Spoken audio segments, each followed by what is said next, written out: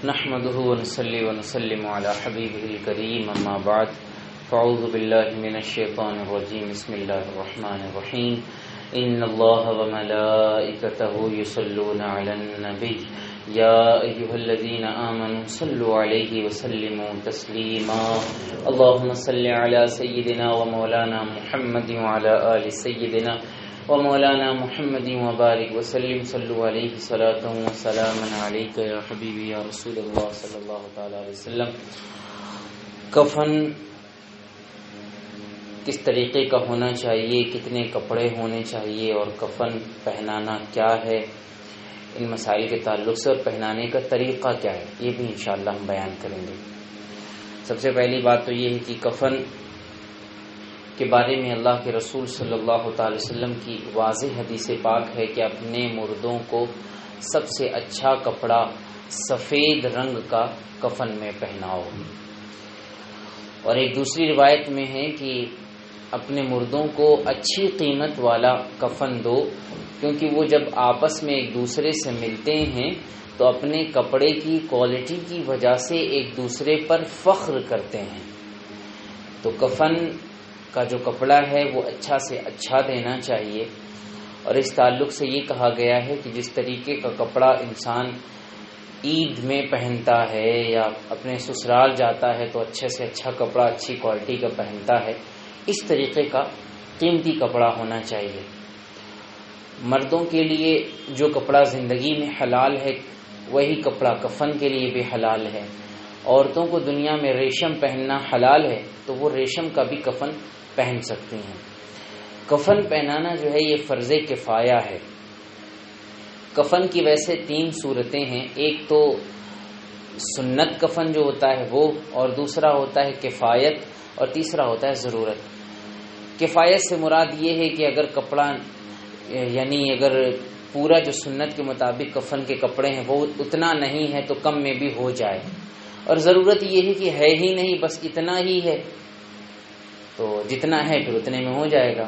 اور سنت کے تعلق سے ہے کہ مرد کے لیے کفن میں 3 کپڑا سنت ہے اور عورت کے لیے 5 کپڑا سنت ہے۔ مرد کے لیے جو 3 ہے وہی عورت کے لیے بھی 3 ہے، اس میں عورتوں کے لیے 2 کپڑے بڑھ جاتے ہیں۔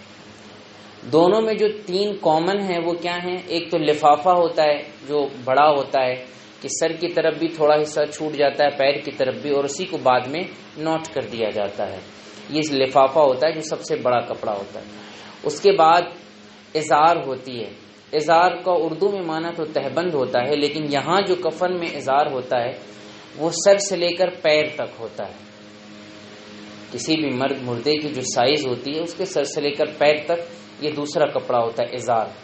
یعنی بس اس میں اتنا کپڑا نہیں ہوتا کہ آگے اور پیچھے اوپر اور نیچے دونوں جگہ نوٹ کر دیا جائے، بس سر سے لے کر پیر تک کی جو سائز ہے اتنا ہوتا ہے۔ تیسرا جو مرد کا سنت کا کپڑا ہے وہ ہے قمیص۔ یہ جو قمیص ہوتی ہے یہ کندھے سے لے کر کے گھٹنے کے نیچے تک ہوتی ہے، یہ قمیص ہوتی ہے۔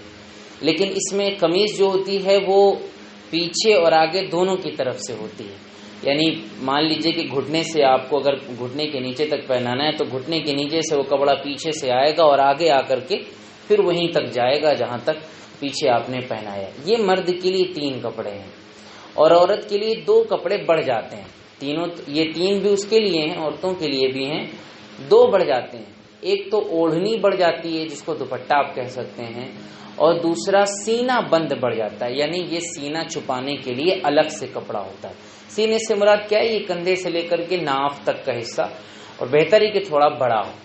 تو یہ 2 کپڑے عورتوں میں بڑھتے ہیں، تو اس طرح عورتوں کے 5 کپڑے ہو جاتے ہیں اور مردوں کے 3 کپڑے رہتے ہیں۔ کفن پہنانے سے پہلے کفن کو اگر جسے کسی بھی طرح کی خوشبو ہے، جیسے لوبان ہے یا اور بھی کیمفر ہے، اس طرح کی خوشبو میں کفن کو جو ہے وہ بسا دیا جائے، یعنی کفن کے ارد گرد ایسے خوشبو سلگا دیں کہ کفن میں تھوڑی خوشبو پیدا ہو جائے، پھر اس کے بعد مردے کو کفن پہنایا جاتا ہے۔ میں چاہ رہا ہوں کہ کفن پہنانے کا تھوڑا پریکٹیکل طریقہ ایک ہو جائے، تو آپ سب سے گزارش کی ذرا فین آف کر دیں اور تھوڑی دیر کے لیے میرے قریب آ جائیں، اپنی اپنی کرسیاں چھوڑ کر کے میرے قریب آ کر کھڑے ہو جائیں. میں انشاءاللہ آپ حضرات کو پریکٹیکل اس کا دکھانا چاہتا ہوں کہ کس طریقے سے کفن پہنایا جاتا ہے. تشریف لائیے. فرض کریں کہ یہ جو میرا فون ہے یہ مان لیجئے کہ آپ مردہ ہے. اب یار اس میں دیکھیے وہ چھوٹی چھوٹی ٹاول پڑی ہیں کچھ اس کے اندر، تو ہم اس کو یوز کر کے دکھاتے ہیں. تصور کریں یہ مردہ لیٹا ہوا ہے، یہ اس کا سر ہے اور یہ اس کا پیر ہے. اب چونکہ ایک بات یاد رکھیے گا، کفن میں کوئی بھی کپڑا سلا ہوا نہیں ہوتا، کیونکہ میں نے اپنی آنکھوں سے دیکھا ہے کہ لوگ کفن میں بھی کچھ سل کر پہنا دیتے ہیں. وہ پیجامہ جو باقاعدہ سل دیتے ہیں ہاتھ سے، مشین سے تو نہیں سلتے لیکن باقاعدہ ہاتھ سے سل دیتے ہیں، اور بھی پتہ نہیں کیسے کیسے کرتے ہیں، اللہ کی پناہ. تو ظاہر ہے کہ انسان ہر جگہ بولنے کی پوزیشن نہیں ہوتا، یہ کافی پہلے کی بات ہے. لیکن مجھے ایسا لگتا ہے کہ اس طریقے کی بہت سی غلط فہمیاں ہوں گی کفن پہنانے کے تعلق سے جو لوگ کرتے ہیں. عورتوں میں بھی غلطیاں کرتے ہیں اور مردوں میں بھی کافی غلطیاں کر دیتے ہیں. اس لیے میں آج آپ کو پریکٹیکل کر کے دکھانا چاہتا ہوں. کوئی ایک اور کلر ہے؟ Different colour? اگر چلیے کوئی بات نہیں، رومال ہے وہ تو ہمارے پاس ہے ہی، آپ کا بتائیے. دیکھیے لفافہ جب آپ مردے کو پہنائیں گے کفن، تو میں آپ کو طریقہ بتا رہا ہوں. سب سے نیچے آپ کا لفافہ ہوگا، جو بڑا کپڑا ہوتا ہے سر کے آگے بھی اور پیچھے پیر کے پاس بھی اسٹرا ہوتا ہے جس میں نوٹ لگاتے ہیں. ٹھیک ہے، سب سے نیچے آپ اس کو بچھائیں گے. ٹھیک ہے، مان لیجیے ہمارے مردے صاحب یہاں پر ہیں. اس کے بعد دوسرا کپڑا جو ہوتا ہے وہ قمیض کا ہوتا ہے. اس کو ہم یہاں سے تھوڑا فولڈ کر دیتے ہیں تاکہ آپ کو اندازہ رہے. مان لیجیے اتنا کپڑا اس میں کم رہتا ہے. ٹھیک ہے، یہ سر سے لے کر پیر تک ہے. سمجھ رہے ہیں آپ ہماری بات کو؟ یہ میں کر کے دکھا رہا ہوں تاکہ آپ اچھے سے سمجھ سکیں. اس کے بعد یہ تیسرا کپڑا جو ہے وہ یہ ہے قمیص کا، یہ ازار ہے، سوری قمیص کا، یہ ازار ہے. سب سے نیچے لفافہ ہے، اس کے بعد ازار ہے، اور اس کے بعد یہ ہے قمیص. یہ مردے کے جو مرد ہوگا اس کے 3 ہی کپڑے ہوتے ہیں. یہ جو ہے قمیص جو ہوتی ہے، یہ اس کا حکم یہ ہے کہ کندھے سے لے کر کے گھٹنے کے نیچے تک ہو. پیر تک بھی تو کوئی حرج نہیں ہے، لیکن کم سے کم یہ کہ گھٹنے کے نیچے تک ہو. اب یہ مان لیں کہ یہ انسان کی پوری سائز ہے، اس کو ہم چلیے کم ہی لے لیتے ہیں. ایسے آئے گا. یہ سمجھ پا رہے ہیں آپ؟ دیکھ رہے، یعنی یہ اس کے مان لیجیے اتنا گھٹنے کے بعد کا اس کا پیر کا حصہ ہے. اب مردے کو جو کفن پہنائیں گے، یہ کپڑا آپ کا تیار ہو جائے. ہاں، اب اس میں کرنا کیا ہے، ہم مرد کی بات سب سے پہلے کر رہے ہیں. ٹھیک ہے، مرد کے یہ 3 کپڑے ہیں کفن کے.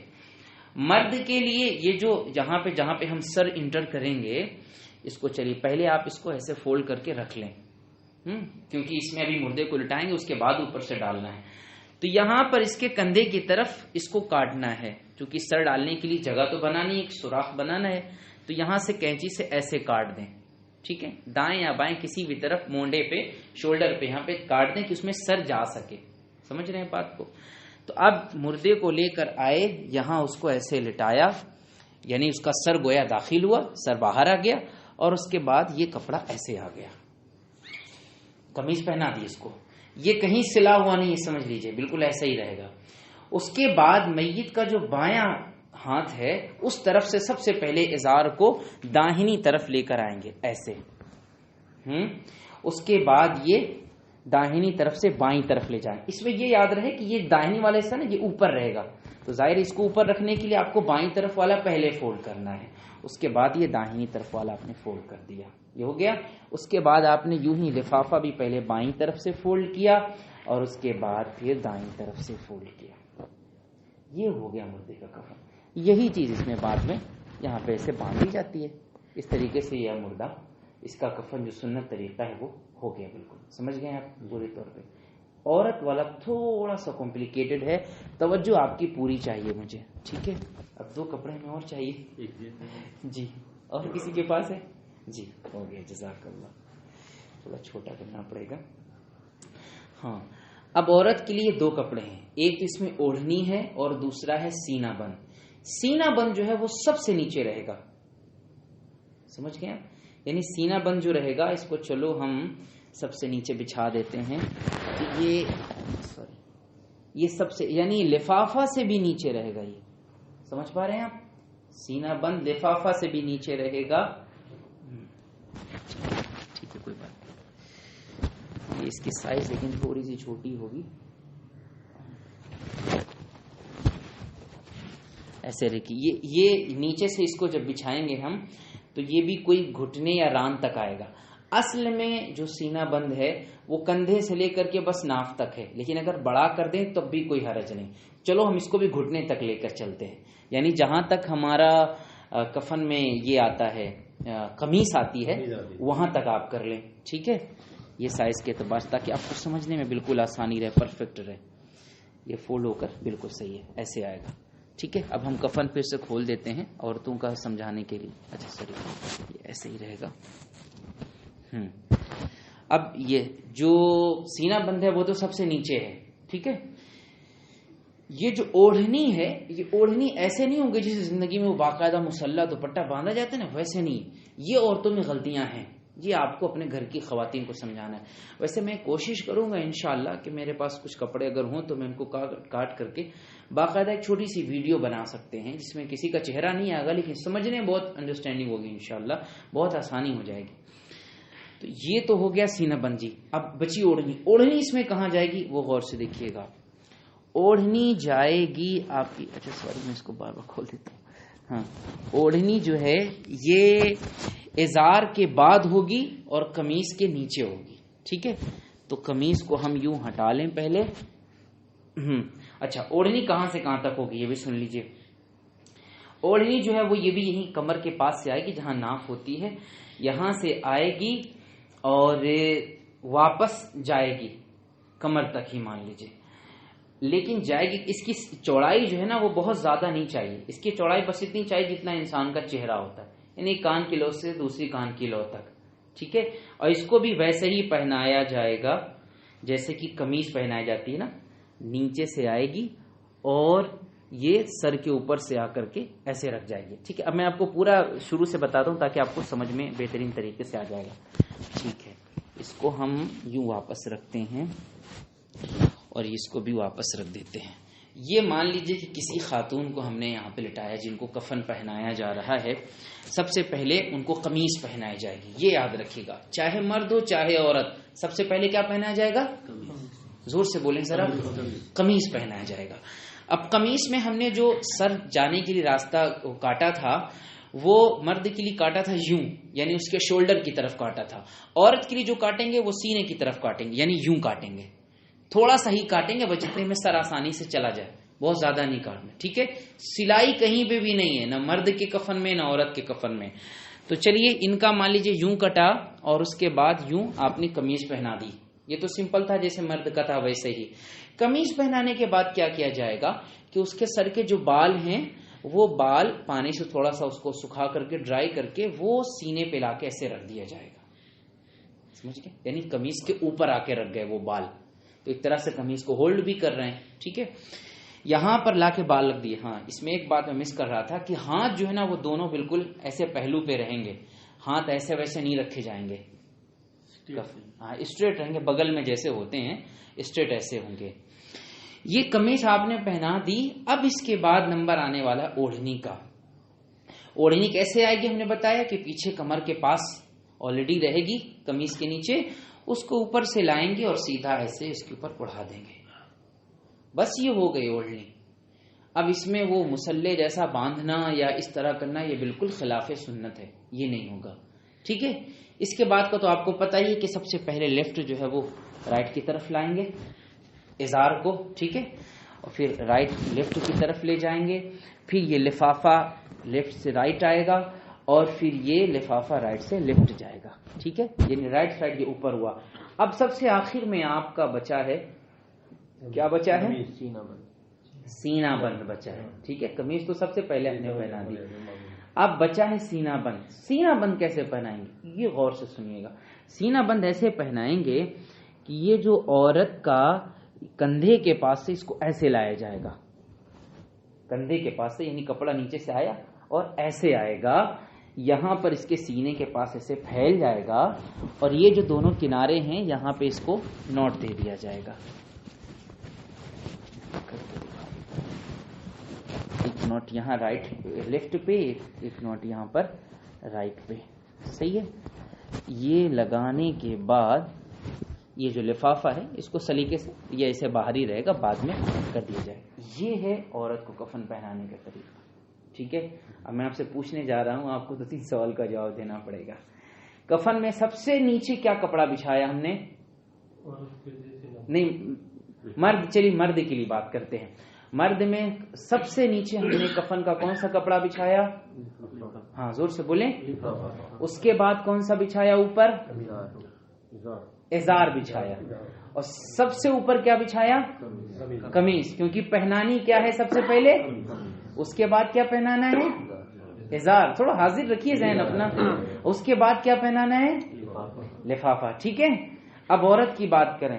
عورت کے لیے کفن بچھائیں گے تو سب سے نیچے کیا بچھانا ہے؟ سب سے پہلے سینہ بند. اس کے بعد کیا بچھائیں گے؟ لفافہ. اس کے بعد کیا بچھائیں گے؟ ازار بچھائیں گے. اور ازار کے بعد کیا بچھائیں گے؟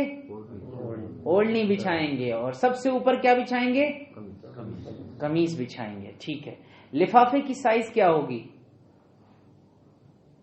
لفافے کی سائز کیا ہوگی؟ ہاں, اوور لیپ, یعنی سر کے اوپر بھی جگہ ایکسٹرا ہو اور پیر کے پاس بھی ایکسٹرا ہو. ٹھیک ہے. ازار کی کیا سائز ہوگی؟ ایگزیکٹ باڈی, سر سے لے کر پیر تک. ہاں, سر سے لے کر پیر تک, یہ اس میں چھوٹا نہیں ہوگا. اور اس کے بعد قمیص کی کیا سائز ہوگی؟ سر سے لے کے جو ہے وہ گھٹنے سے نیچے تک, گھٹنے سے نیچے تک. ٹھیک ہے, ماشاءاللہ. مردوں کا تو ہو گیا. اب عورتوں کی بات کی جائے, عورتوں کا بھی یہ تینوں چیزیں سیم ہوں گی. اوڑھنی کی سائز کیا ہوگی؟ نہیں, پیچھے کمر سے لے کر کے اوپر کمر تک. ٹھیک ہے. اس کی چوڑائی کتنی ہونی چاہیے؟ چوڑائی یعنی سر کا جو سائز ہے یہ اتنا, یہ سے تھوڑا سا بڑا, بس اتنا چھپ جائے. پورا عورتوں کی طرح مسلح باندھنا ہی نہیں ہے. ٹھیک ہے. اور سینے بند کی کیا سائز ہوگی؟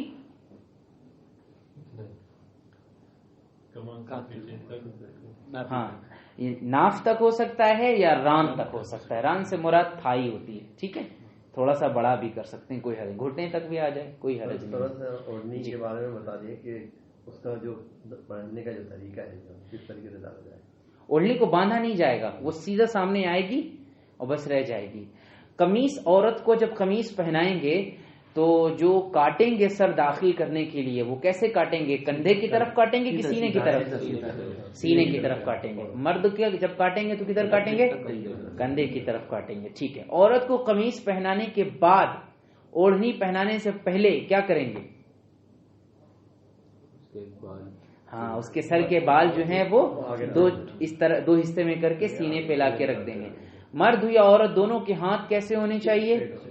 اسٹریٹ ہونے چاہیے پہلو میں. سینے انہیں پر نماز کی طرح نہیں باندھیں گے. اچھا, ایک چیز یہاں پہ رہ گئی, وہ یہ ہے کہ مرد کے سر میں, داڑھی میں خوشبو وغیرہ لگا سکتے ہیں, اور جو اس کے سجدے کی جگہ ہے وہاں پہ کافور لگائیں, یعنی کیمفر جو ہے وہ لگائیں, جیسے ماتھے پہ, ناک پہ, ہاتھ پہ اور گھٹنے پہ یہاں پہ کافور وغیرہ لگا دیں. تھوڑا سا پیر کے حصے پہ لگا دیں.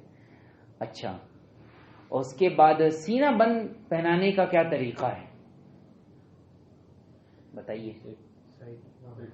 کندھے کی طرف سے لایا جائے. ہاں, نیچے سے پہلے جہاں تک نیچے بچھانا ہے وہاں بچھا دیں گے, چاہے وہ ناف تک ہو یا وہ ران تک ہو, وہاں سے نیچے سے لائیں گے اور پھر کندھے کے اوپر سے لے جا کر کے یہاں سینے پہ پھیلائیں گے اور پھر لے جا کر کے رائٹ اور لیفٹ دونوں جگہ پر نوٹ کر دیں گے. ماشاءاللہ, الحمدللہ. سمجھ میں بات آ گئی پوری؟ امید ہے کہ کافی سمجھ میں نے سوچا نہیں تھا, ابھی میں نماز کے درمیان مجھے خیال ہے کہ میں پریکٹیکل ہی کر کے دکھا دیتا ہوں, کیونکہ اس طرح بتانے میں وہ سمجھ میں نہیں آئے گا. کہ وہ جتنا انسان کو پریکٹیکل سمجھ میں آتا ہے وہ دوسری چیز سمجھ میں نہیں آتی ہے. اچھا, اور کوئی سوال آپ لوگوں کا ہو تو پوچھ سکتے ہیں.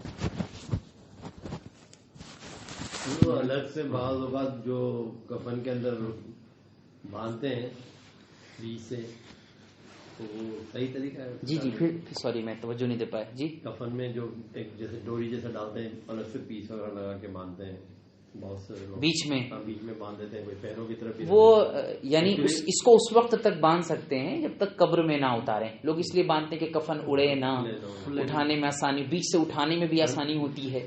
جب کفن میں بیٹھا لٹا دیں تو اس کو کھول دیں, اور وہ رسی بھی, وہ جو کپڑے کا ٹکڑا اسے بھی نکال دیں, اس کی ضرورت نہیں ہے. صرف سر اور پیر کے پاس ہونا چاہیے.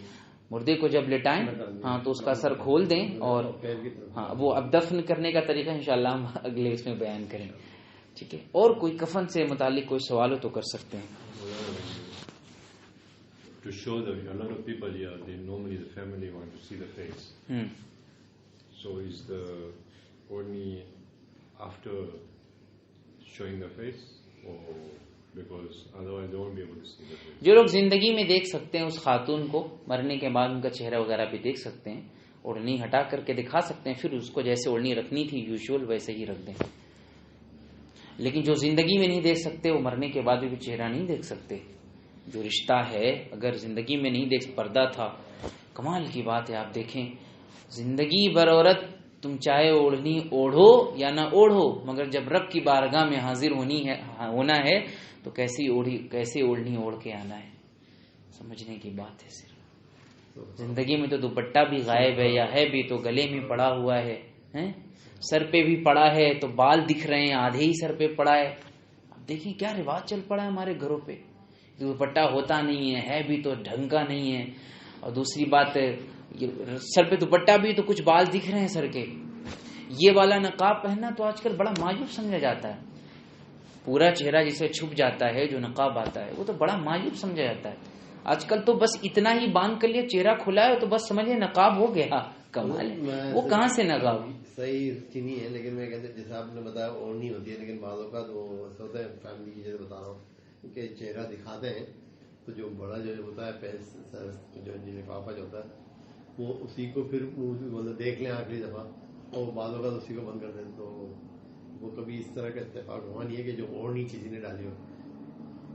میں سمجھ نہیں پایا میں آپ کی بات. آپ نے بتایا نا اوڑھنی کا جو ہوتا ہے ڈال دیتا ہے, اور وہ ایک تو لفافہ تھا پہلے سب سے بڑا جو ہوتا ہے. جی. لیکن بعض اوقات کیا ہوتا ہے کہ وہ لفافہ ہوتا ہے اور وہ ہٹا دیتے ہیں اور منہ دکھاتے ہیں. آخری وقت سب نے دیکھ لیا, پھر اسی لفافے کو جو ہوتا ہے میں نے دیکھا ہے کہ اس کو بند کر کے پھر یعنی وہ اوڑھنی ویسے اڑھاتے ہی نہیں جو طریقہ ہے. ہاں وہ لوگ, میں کہہ رہا ہوں نا, اسی لیے میں نے آپ کو کر کے دکھایا, کیونکہ اکثر غلط فہمی ہے. میں بھی اپنے گھر میں بھی پوچھ رہا تھا تو پتا چلا کہ نہیں, جو کفن پہناتے ہیں وہ اوڑھنی اس طرح نہیں پہناتے, وہ بس مسلح باندھ دیتے ہیں. کمال کی بات. کپڑوں میں کفن دیکھا ہے آپ نے, اتنے بتایا. یہ سنت ہے. اگر فرض کی جیسے یہاں کے گاؤں ہیں یا اور بھی کسی جگہ کپڑا ہی اگر نہ ہو تو جو کپڑا ہے اسی میں دفن کریں گے. یا آپ پوچھے کہ بھائی کتنے سے کام چل جائے گا, کتنا ضروری ہے, اگر پوچھے کوئی تو بھائی یہ کہیں گے کہ کم سے کم 2 کپڑے ہوں, ایک ازار ہو اور دوسرا لفافہ ہو. چلو بھائی قمیص ہٹا دو, یعنی سر سے لے کر پیر تک ہو, اور وہ دوسرا والا ہو جس میں نوٹ باندھتے ہیں. لفافہ ہی دیکھا جی کوئی بات نہیں. اگر استطاعت ہے دے سکتے ہیں تو پھر 5 ہی کفن دینا ہے. سوری, مرد کو 3 دینا اور عورت کو 5 دینا, پھر اس میں کوئی کمپرومائز نہیں ہوگا. یہ یاد رکھیے, اگر استطاعت ہے تو جو سنت ہے وہی دینا ہے. اس میں نہ گھر والوں کی بات مانی جائے گی نہ کسی باہر والے کی مانی جائے گی. یہ خیال ہے. دوسرے لوگ جو ہے وہ احرام کے اس سے کفن بناتے ہیں, جو کپڑا ہوتا ہے وہ احرام کا نارملی, لیکن وہ تو بہت چھوٹا ہوتا ہے, اس سے کیسے بنے گا. یہ بھی یاد رہے کہ مرد کے لیے 3 ہے تو اب اس کے 4 نہیں کر سکتے آپ. یہ خیال ہے آپ کو, مرد کے لیے 3 ہے تو پھر آپ 4 بولیے ذرا نہیں کر سکتے. عورت کے لیے 5 ہے تو پھر 6 اور 7 نہیں کر سکتے. یہ بات خیال میں رہے. تو احرام ہے تو پھر آپ کو اسی طریقے کا احرام لینا پڑے گا, لمبا چوڑا. یہ شارٹ کٹ چھوٹا ہے کہ آپ سوچیں اس کو بھی ڈال دیں وہ بھی ڈال دیں, یہ خلاف سنت ہے. پھر بری بات ہے, یہ ایسا نہیں کرنا چاہیے. انہیں اس کے اوپر کپڑا بڑھانا ہے, اور اگر استطاعت ہے تو اس سے کم بھی نہیں کرنا ہے. سمجھ پا رہے ہیں؟ لفافہ باندھنے کے بعد میں احرام پر رکھ دیتے ہیں. بہت سی جگہ پہ میں نے ایسا دیکھا ہے. نہیں, وہ ایکسٹرا ہے, وہ بڑھانے کی اجازت نہیں. جی, ایک تو یہ کہ زمزم میں وہ جائز ہے, زمزم میں غسل, اس نہیں, وہ کفن کو پہلے سے چھڑک دیتے ہیں پانی دینا اور رکھنا. بھیگا کفن پورا پہلے سے ہی بھگا دیا, پھر وہ سوکھ جاتا ہے, رکھ دیا, وہ اس میں کوئی حرج نہیں. دوسرا یہ سوال ہے کہ بندہ خود اپنا کفن رکھ سکتا ہے, رکھ سکتا ہے, کوئی حرج نہیں. موت کی یاد دلاتا ہے. قبر کھودنے کے بارے میں ہے کہ پہلے سے اپنی قبر نہیں کھودنی چاہیے, کیونکہ پتہ نہیں کہ کہاں مریں گے آپ. لیکن کئی اولیاء اللہ ایسے تھے جن کو میں الحمدللہ خود جانتا ہوں, انہوں نے اپنی زندگی میں ہی اپنی قبر متعین کر دی تھی, اور کچھ انہوں نے خودوا بھی دی تھی. تو وہ اللہ کی عطا کردہ علم سے جانتے تھے, ان کا حکم الگ ہے. عام لوگوں کے حکم یہی ہے کہ وہ پہلے سے اپنی قبر نہ کھودیں. بہرحال کفن وغیرہ خریدنا یہ تو اس میں کوئی حرج نہیں ہے، اس سے یہ چیزیں انسان کو اپنی موت کی یاد بھی دلاتی ہیں. میں کیا کہہ رہا تھا کہ دیکھیے آپ اوڑھنی دیکھ لیں اور سینہ بند دیکھ لیں. سینہ کا بند کرنا بھی آج کل عورتوں میں کتنا خراب فیشن ہے کہ کپڑا اتنا تنگ ہوتا ہے کہ وہ سینہ بند ہی نہیں ہوتا. میری ایڈوائز یہ ہے کہ آپ یہ جو طریقہ ہے اس کو پریکٹیکلی گروپ پہ دے دیں. کافی عورتیں ہیں جو میں کوشش کروں گا کہ اس کی چھوٹی سی ویڈیو بنا دوں کسی بھی طریقے سے تو بہت آسانی ہوگی. یہی بات میرے ذہن میں آئی کہ اس میں غلط فہمیاں بہت ہیں تو یہ شاید دور ہو جائیں. پریکٹس میں غلط ہے کہ میں نے مردوں کا بھی اس طرح سے کٹا ہوا دیکھا. ہاں بہت اصل مسئلہ یہ ہے کہ جو عام طور سے ایک گروپ ہوتا ہے جو سارے کام کرتا ہے. میں نے کہا تھا نا 1-2 ویک پہلے کہ جو لوگ نارملی یہ کام کرتے ہیں نا ان کو بھی کم سے کم میں کہتا ہوں سال میں ایک مرتبہ جو ہے نا کسی عالم کے ساتھ بیٹھ کر کے ریوائز کر لینا چاہیے کہ ہاں سب صحیح ہے یا اس میں کوئی غلط ہے.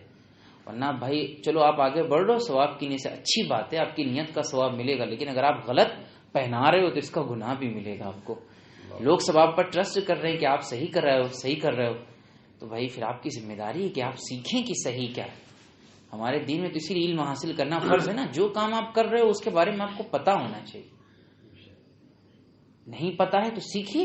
یہ نہیں کہہ رہے کہ چھوڑ دیجیے، نہیں کیجیے، اچھی بات ہے، لیکن سیکھیے، سیکھ کر کیجیے، لاپرواہی مت کیجیے. یہ غلط بات ہو جائے گی. کیا بات ہے، انسان مر جاتا ہے تو آپ سوچیں گے نہ وہ اپنے ہاتھ سے اپنا بدن چھپا سکتا ہے نہ کچھ کر سکتا ہے. انسان کی بے بسی ہوتی ہے اور اسی حالت میں وہ رب کی بارگاہ میں کھڑا ہوگا. اب بہت سے لوگ جو ہیں وہ عورتیں کیا سمجھتی ہیں کہ شلوار نہیں پہنائیں گے تو باندھیں گے نہیں تو کب محشر کے دن اٹھیں گے تو کپڑا اڑ جائے گا تو یہ ہو جائے گا وہ ہو جائے گا. حدیث پاک میں ہے کہ قیامت کے دن جب لوگ اپنی قبروں سے اٹھیں گے اور محشر کی طرف لے جائیں گے تو کسی کو اپنے کفن کی خبر بھی نہیں ہوگی. یہ تو ہم ایک مسنون طریقہ ہے جو ہم اپنے مردے کو عزت کے ساتھ پہناتے ہیں. یہ مت سوچی کہ قیامت کے دن یہ سب بہت کام آئے گا. خبر ہی نہیں ہوگی، لوگ بغیر کفن کے ہوں گے، کیا مرد کیا عورت، کسی کو کچھ خبر ہی نہیں ہوگی کہ ہمارا بدن کیا ہے، کیا حالت ہے ہماری. نہ ظاہر پیر میں چپل ہے، نہ کچھ ہے، سب دوڑائے جا رہے ہوں گے محشر کے میدان کی طرف. اور اس دن سب کو بس ایک ہی فکر ہوگی کہ آج تو بس بیڑا پار ہو جائے، کیسے اللہ تعالیٰ کی بارگاہ سے جنت کا فیصلہ مل جائے، گناہوں کی مغفرت ہو جائے. یعنی اللہ تعالیٰ گناہوں پر ہمیں پکڑے نہ. انسان تو یہی چاہ رہا ہوگا. ایسی بدحواسی ہوگی کہ اللہ کی پناہ. تبھی تو اسی دن کے بارے میں فرمایا گیا کہ انسان اپنے ماں باپ سے بھاگے گا، اپنے دوست سے بھاگے گا، اپنے بھائی سے بھاگے گا، اپنی بیوی سے بھاگے گا.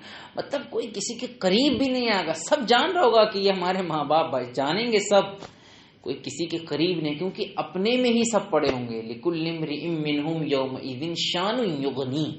ہر انسان کی جو اپنی حالت ہوگی نا بس وہ اسی میں گم ہوگا، دوسرے کی پرواہ ہی نہیں ہوگی. اسے ایک ہی فکر ہوگی کہ بس رب معاف کر دے آج، کیونکہ اس دن اللہ تعالیٰ کا جلال ظاہر ہوگا. اور ایسا جلال ظاہر ہوگا کہ لوگ خوف کی وجہ سے سورج اتنے قریب ہوگا کہ اپنے اس کی گرمی کی وجہ سے اپنے پسینے میں ڈوبے ہوں گے، پیاس لگ رہی ہوگی، دہشت ہوگی، اتنی حالت خراب ہوگی کہ کافر جو جانتے ہیں کہ ہمیں دوزخ میں جانا ہے وہ کہیں گے کہ آج کی اس پریشانی سے نجات مل جائے بھلے دوزخ میں چلے جائیں. کیونکہ وہ دن بڑی تکلیف والا دن ہوگا. ہم کیا سمجھتے ہیں، ہمیں احساس ہی نہیں ہے، ریئلائز ہی نہیں کرتے ہم لوگ. صحیح بات ہے. اور ابھی 5 منٹ کے لیے ریئلائز کر بھی لیں تو پھر بعد میں سب بھول جاتے ہیں. اسی لیے تو کہا گیا ہے نا کہ اپنی آخرت کے بارے میں ایک لمحہ بھی سوچنا یہ 1000 سال کی عبادت سے بہتر ہے. کیوں جانتے ہیں؟ کیونکہ جب انسان سوچتا ہے نا تو اس کی لائف بدل جاتی ہے، لائف بدل جاتی ہے. اور سوچے نا آپ نیکیاں کیے جا رہے ہیں تو آپ کے ذہن میں وہ پاکیزگی، گناہوں سے وہ بچنا نصیب نہیں ہوگا. کیا حالت ہوگی. ایک پیاری سی بات سناتا ہوں حدیث پاک کی روشنی میں گفتگو ختم کرتے ہیں. قیامت کے دن ایک بندہ اللہ تعالیٰ کی بارگاہ میں لایا جائے گا اور خالق کائنات کی بارگاہ میں اس کے جب اعمال کھلیں گے، نامہ اعمال اس کے سامنے ہوگا، اس کا رجسٹر، اور وہ اپنے گناہ جو ہے وہ دیکھ رہا ہوگا تو رب فرمائے گا پڑھ اپنا نامہ اعمال. کہ کیا کیا گناہ تو نے کیا ہے نا اس میں لکھا ہوا، پڑھ. وہ پڑھے گا اور شرمائے گا. اب آپ سوچئے کہ انسان کی شرمندگی کا کیا عالم ہوگا. رب کے روبرو اپنے ہی گناہ انسان کیسے پڑھے گا؟ لیکن حکم ہے تو پڑھے گا کچھ گناہ تو اللہ تعالیٰ فرمائے گا اے بندے جا، میں نے سارے تیرے گناہ نیکیوں میں بدل دیے. اچھا جب وہ پہلے پڑھ رہا ہوگا تو چھوٹے چھوٹے گناہ پڑے گا، کیونکہ ظاہر ہے کہ بڑے گناہ تو بڑے ہی گناہ ہیں. انسان کے سامنے شرماتا ہے تو اللہ کی بارگاہ میں تو کیا حالت ہوگی. تو جو چھوٹے چھوٹے ہیں بڑے بڑے سائڈ کرتا جائے گا، چھوٹے چھوٹے پڑھتا جائے گا. بس چھوٹے پڑھوں گا تو ہو سکتا ہے اللہ تعالیٰ کا غضب ہو تو چھوٹی ہی سزا ملے، بڑے سے بچے گا. وہ چھوٹے پڑھ رہا ہوگا، رب فرمائے گا جا بندے میں نے تیرے سارے گناہ نیکیوں میں بدل دیے. تو وہ تو خوشی کے ہمارے اچھل کہے گا اے میرے رب ابھی میرے بڑے بڑے باقی ہیں، ان کو بھی نیکیوں میں بدل دے. وہ کہے گا مولا بھی میرے بڑے بڑے باقی ہیں گناہ. تو حدیث پاک میں ہے کہ اللہ تعالیٰ تبسم فرمائے گا. وہ جسم سے پاک ہے، ہر چیز سے پاک ہے. اس میں حدیث پاک میں ضحک کا لفظ ہے کہ اللہ تعالیٰ گویا مسکرائے گا. ایک لفظ کہنے کا ہے، سبحان اللہ. وہ کیسے مسکرائے گا اس کی شان کے لائق. لیکن آپ اندازہ کریں کہ انسان کی حالت کیا ہوگی. اسی قیامت کے بارے میں قرآن پاک میں ایک دو جگہ نہیں، متعدد جگہ آیا ہے اور انسان کو یاد دلایا گیا ہے کہ قیامت کے دن کیسا ہوگا. یوم یقوم الروح والملائکۃ صفا، کہ جس دن جبریل امین اور تمام فرشتے صف لگا کر کھڑے ہوں گے. لا یتکلمون، کوئی بول نہیں سکتا ہوگا. الا من اذن له الرحمن، جسے رب اجازت دے گا پہلے کہے گا کہ تم بولو وہی بولے گا، ورنہ کسی کی جرت نہیں ہوگی کوئی بول سکے. سب خاموش ہوں گے، جسے رب کہے گا وہی بولے. سارے لوگ پریشان حال ہوں گے نا، سب پریشان ہوں گے. صرف اگر کوئی رب کی بارگاہ میں جائے گا اللہ تعالیٰ کی حمد کرے، کوئی بولے گا ہی نہیں، سب خاموش ہوں گے. میں بتا رہا ہوں آپ کو اتنا جلال ہوگا اللہ سبحانہ و تعالیٰ کا، کسی میں بولنے کی ضرورت نہ ہوگی. بولے گا تو کون بولے گا، شفاعت کرے گا تو کون کرے گا، اللہ کی بارگاہ میں اپنے بندوں پر رحم کی گزارش کرے گا تو کون کرے گا. ہمارے آقا صلی اللہ علیہ وسلم وہی ہیں جو سب سے پہلے بولیں گے. اور بولنے کا انداز بھی کیا ہوگا کہ آئیں گے رب کی بارگاہ میں، سر سجدے میں رکھیں گے اور اللہ تعالیٰ کی ایسی تعریف کریں گے کہ نہ اس سے پہلے کسی نے کی ہے نہ بعد میں کوئی کرے گا. تو رب راضی ہو جائے گا، فرمائے گا یا محمد ارفع راسک، اے میرے پیارے محبوب سر اٹھاؤ. سل تعطا، مانگو کیا مانگتے ہو تمہیں دیا جائے گا. اشفع تشفع، آج شفاعت کرو تمہاری شفاعت قبول کی جائے گی. تب میرے آقا صلی اللہ علیہ وسلم شفاعت فرمائیں گے، پھر اپنے سر کو سجدے میں رکھیں گے. اس طریقے سے بہرحال ہمارے آقا صلی اللہ علیہ وسلم ہی کی وہ ذات گرامی جن سے ہماری ہی نہیں ساری امتوں کی جتنے نبی آئے ہیں، اور امتوں ہی کیا سارے نبیوں کی امید لگی ہوگی، کیونکہ جب حضور شفاعت شروع کریں گے تبھی سب کا نمبر آئے گا. یہ ہے ہمارے آقا کی شان. اللہم صلی علی سیدنا محمد وعلی آل سیدنا و مولانا محمد مبارک وسلم. استغفر اللہ ربی من کل ذنب واتوب